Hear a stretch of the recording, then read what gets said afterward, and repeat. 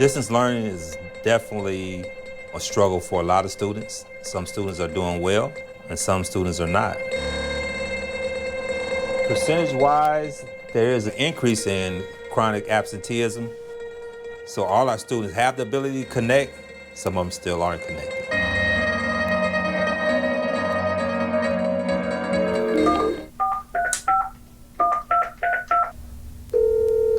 Hello. Hey, Armani, this is Miss Alberta calling from McClymonds High School. How are you?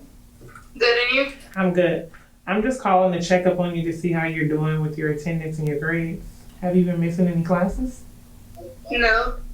Once a student reaches 3 to 6 absences, I am responsible for outreach to parents to find out why that student has missed so many classes.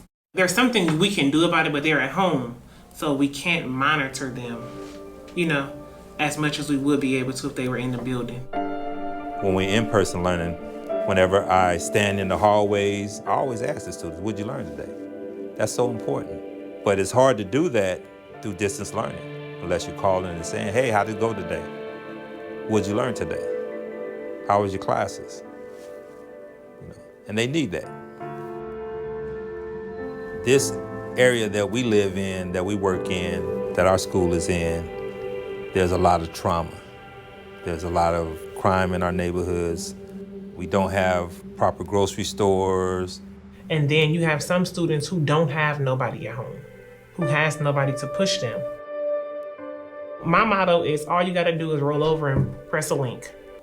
Click a link. Click a link and you in school. That's all you have to do. And some students don't feel like it's important, like it's not school to them. In 2018, 2019, our severe chronically absent students was at 17.2%. Last year, we decreased it to 11%. But this year, school year, is back up, 17.9.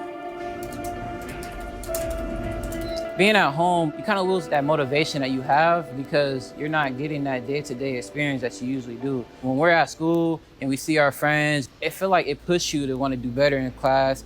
But now it's like our school and our home is all in one. Like you can't really go and separate the two. So you can't really get away from home now. Students are kind of on autopilot.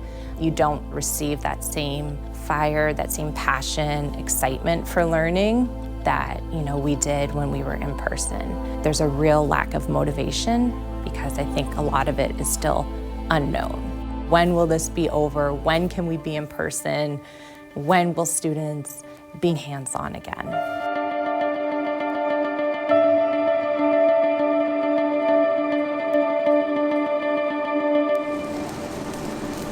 We've been lucky. We have worked with the Crucible, and we are doing in-person classes with welding, glass working, and even ceramics.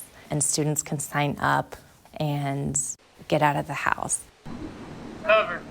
My engineering teacher really pushed me to join this because he felt like it was a good opportunity for students to get out and have fun. It gave me a piece of that school experience again, like just being around people and able to talk to them and laugh and just felt like I was in that school environment again, but like just in a different setting.